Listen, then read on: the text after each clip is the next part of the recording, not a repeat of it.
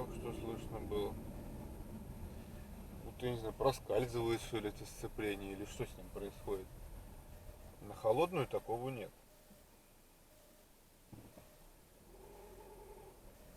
Пожалуйста.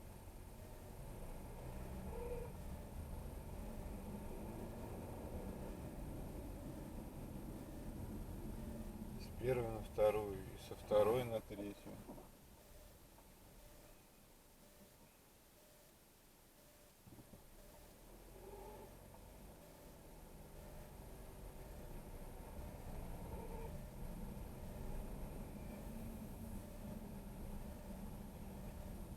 Пробег 11400, напомню. ДСГ-7.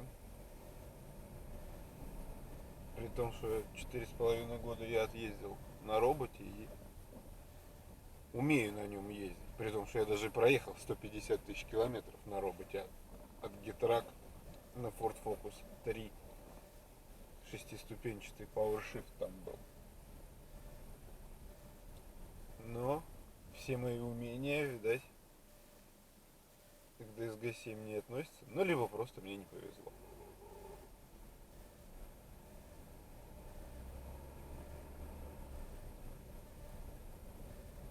Вот такие вот скрипы-гулы. Почитал интернет, наткнулся где-то на запись. Просто ужас. Но это ненормально. Я считаю, что такие вещи должны исправлять УД.